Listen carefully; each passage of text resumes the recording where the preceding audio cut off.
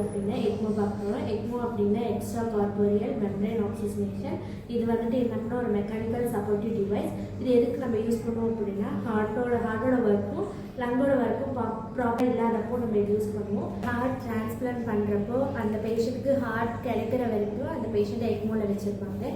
எக்மோவில் நம்ம என்னென்ன யூஸ் பண்ணுவோம் அப்படின்னா membrane oxygenator, heat exchanger, centrifugal pump, close tubing system, அப்புறம் ஃப்ளோ மீட்டர்.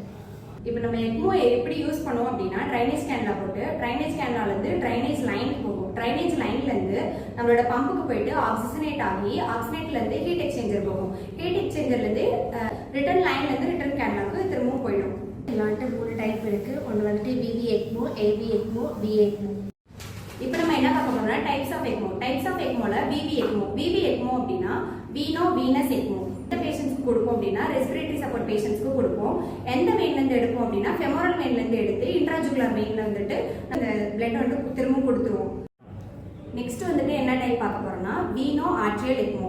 வீனோ ஆர்ட்ரியல் எக்மோ எங்கேருந்து எடுப்போம் அப்படின்னா நம்மளோட ஃபெமோரல் வெயின்லேருந்து எடுத்து ஃபெமோரல் ஆர்ட்ரியலே வந்து கொடுப்போம். எந்த பேஷண்ட்ஸ்க்கு யூஸ் பண்ணுவோம் அப்படின்னா ரெஸ்பிரேட்டரி சப்போர்ட் பேஷண்ட்ஸ்க்கும் அப்புறம் வந்துட்டு ஹீமோடைனமிக் பேஷண்ட்ஸ்க்கும் வந்துட்டு இதை யூஸ் பண்ணுவோம். ஸோ வந்து இண்டிகேஷன்ஸில் வந்துட்டு என்னன்னா இப்போ ஆஃப்டர் சர்ஜரிக்கு அப்புறம் பேஷண்டோட அவுட்கம் வந்துட்டு கம்மியாக இருக்கும். அப்போ வந்துட்டு உங்களுக்காக வந்துட்டு எக்மோ வந்துட்டு கொடுப்போம்.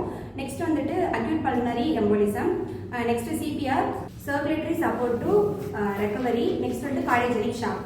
நெக்ஸ்ட் கான்ட்ரா இண்டிகேஷன்ஸ்ல ஏவி இன்சஃபிஷியன்சினா அயோர்டிக் வால்வ் இன்சஃபிஷியன்சி. நெக்ஸ்ட் வந்து ஏவி எக்மோனா ஏட்ரியோ வீனஸ் எக்மோ. இது வந்து பம்ப்லெஸ் எக்மோன்னு சொல்லுவாங்க, இல்லை லோ ஃப்ளோ எக்மோன்னு சொல்லுவாங்க. ஏன்னா நம்ம ஆர்ட்ரியிலேருந்து பிளட்டை எடுப்பாங்க. ஏன்னா ஆர்ட்ரியில் வந்து ப்ரெஷர் அங்கே அதிகமாக இருக்கிறதுனால அதுவே ஆக்சிஜனேட்டர் போய் ஆக்சிஜனேட் ஆகி ஹீட் எக்ஸ்சேஞ்சர் போய் ரிட்டர்ன் லைன் வழியாக பேஷண்ட்டுக்கு போயிடும். இந்த மாதிரி பேஷண்ட்லாம் யூஸ் பண்ணுவாங்கன்னா ARDS, chest injury, lung transplant பேஷண்ட்டுக்கு அவங்களுக்குலாம் இது யூஸ் பண்ணுவாங்க. இந்த மாதிரி பேஷண்ட்டுக்குலாம் யூஸ் பண்ண மாட்டாங்க அப்படின்னா கார்டியோவாஸ்குலர் இன்ஸ்டெபிலிட்டி பேஷண்ட்டுக்கு, அப்புறம் ரெஸ்பிரேட்டரி அரெஸ்டான பேஷண்ட்லாம் இதை யூஸ் பண்ண மாட்டாங்க.